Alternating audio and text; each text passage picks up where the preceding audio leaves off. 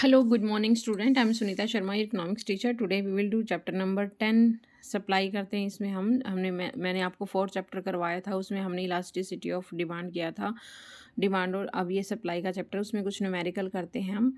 वैसे थ्योरी मैंने आपको करवा दी थी, चैनल पर जाकर आप देख सकते हैं वीडियो में। तो इसमें हम सप्लाई देखो न्यूमेरिकल कैसे निकालते हैं। इलास्टिसिटी ऑफ सप्लाई देखो, इलास्टिसिटी ऑफ डिमांड में तो इन्वर्स रिलेशनशिप होता है, लेकिन सप्लाई में क्या होता है, पॉजिटिव रिलेशनशिप होता है। जैसे ही प्राइस बढ़ेगा हमारी सप्लाई भी इंक्रीज होगी, ठीक है। उसी के अकॉर्डिंग हम देखते हैं क्या पूछ रहा है। जब एक वस्तु की बाजार कीमत 10 है तो उसकी आय अर्जित इनकम कितनी अर्जित करता है, रिवेन्यू होता है उसका 50। जैसे ही कीमत बढ़कर 15 रुपये हो जाती है तो उसकी रिवेन्यू बढ़ जाती है 150 हो जाती है। तो पूर्ति करो की कीमत लोच ज्ञात करनी है, ठीक है। इलास्टिसिटी ऑफ सप्लाई ज्ञात करना है, हमें निकालना है। फर्स्ट देखिए हम क्या है, प्राइस हमारा 10 है और हमारी जो है रिवेन्यू कितनी होती है 50। वो कैसे होती है देखें, बताती हूँ मैं आपको। जो हमारी 50 रुपये की अर्जित आय उसकी हम एक इकाई निकाल लेंगे, हम 10 से डिवाइड कर देंगे इसको। 5 इकाई आ गई प्रति इकाई कीमत, तो 10 पी मल्टीप्लाई क्यू, क्वांटिटी को मल्टीप्लाई कर देंगे, फिर 550 आंसर आ गया हमारा ये, ठीक है। उसके बाद देखिए नई प्राइस हमारी 15 रुपीज़ हो जाती है बढ़कर, उससे रिवेन्यू कितनी होती है 150। वो कैसे निकलेगी, 150 को 50 से डिवाइड 15 से डिवाइड कर देंगे, एक की वैल्यू आ जाएगी 10 इकाई। तो Q1 से मल्टीप्लाई कर देंगे P1 को, तो 150 हमारी रिवेन्यू आ गई, ठीक है। उसके बाद लिख लेंगे हम अलग अलग। P हमारा ये था, P1 हमारा आया है 15, और चेंज P निकालेंगे P1 minus P। Change P हमारा 5 आ गया। उसके बाद Q कितना था 5, और Q1 कितना आया 10, ठीक है। देखो पहले 5 था ये, उसके बाद 10 आया है। तो भाई चेंज Q निकालेंगे इसी तरह, Q1 माइनस में Q। तो अब इसकी देखो इकाइयाँ 10 माइनस में 5, 10 माइनस 5 कैसे आया, Q1 10 था और 5 Q था, तो 5 इकाइयाँ आ गई, ठीक है। उसके बाद कीमत की लोच देखो कैसे निकालते हैं, यानी कि इलास्टिसिटी ऑफ सप्लाई कैसे निकालते हैं। P अपॉन Q मल्टीप्लाई में चेंज Q अपॉन चेंज भी is equal to 10 upon 5 multiply में 5 अपॉन 5। तो इसको हम देखो 5 से 10 को मल्टीप्लाई करेंगे 2 आ जाएगा, और ये 5 से 5 कट जाएगा, तो 2 हमारी वैल्यू आ गई। तो इसको मैं वैसे अभी आपको लिख के दिखा देती हूँ, नहीं समझ में आए तो। फॉर्मूला था भी हमारा P अपॉन में Q, चेंज Q अपॉन में चेंज। अगर आपको नहीं याद रहता ना, इतना याद रख लेना कि ये सामने सामने होते हैं, ठीक है। तो इसकी वैल्यू हमें दी हुई थी, वही देखते हैं क्या दी हुई थी। 10 अपॉन में 5, 10 P था, ये 5 मल्टीप्लाई में 5 अपॉन में 5। तो ये देखो ये इससे कट जाएगा और ये इससे कट जाएगा, तो ये हमारी आ गई 2 रुपीज़ इकाइयाँ आ गई, ठीक है।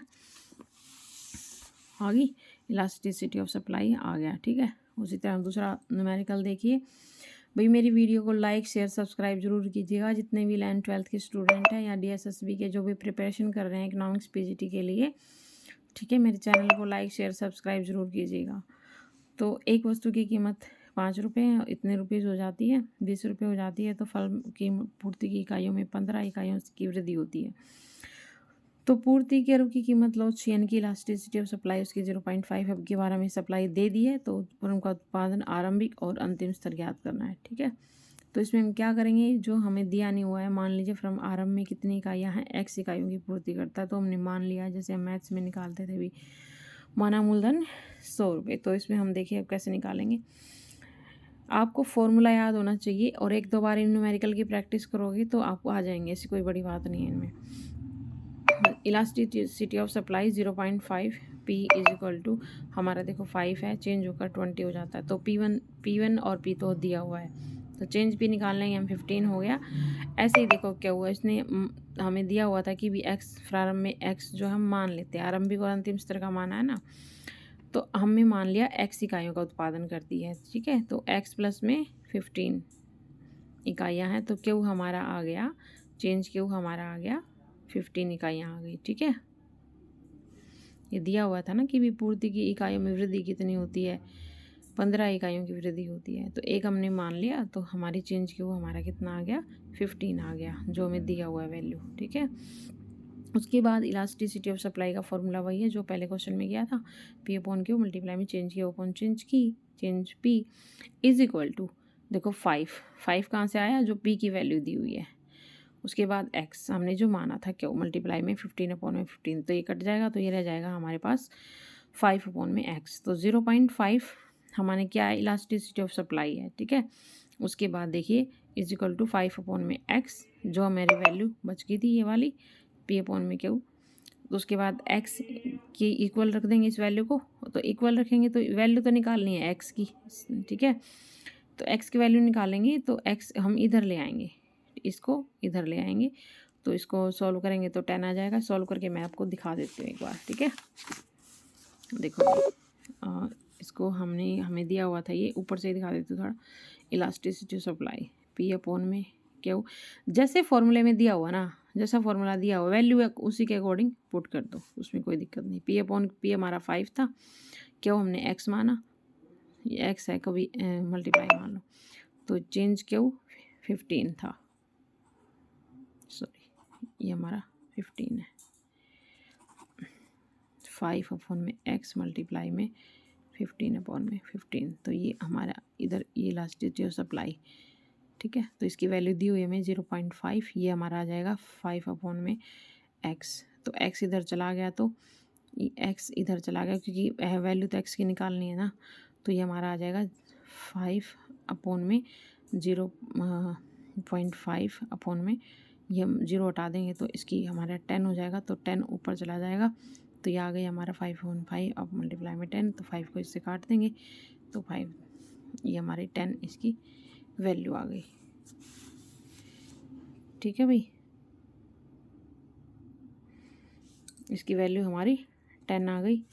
तो इसके बाद देखिए हमें क्या करना है, अब x की वैल्यू आ गई हमारे पास 10। x की वैल्यू हमने कैसे निकाली, यहाँ पे हमारा जो है 5 दिया हुआ था, उसके नीचे 0 पॉइंट हम इसको इधर ले आए इलास्टिसिटी सप्लाई को, तो इधर ले आएंगे तो ये 5 के नीचे जो 1 पॉइंट है इसको मल्टीप्लाई में ये अपॉन में 10 हो जाएगा, तो अपॉन में हटा के इसको हम, तो यहाँ काट लो, बात वही है, यहाँ काट के दिखा देती हूँ मैं आपको। 5 अपॉन में 5 अपॉन में 10, तो ये घट जाएगा तो ये 2 ऊपर जाएगा, तो ये 5 मल्टीप्लाई में 2, ये हमारे आ गई 10 किसकी वैल्यू आ गई, क्यू, ठीक है।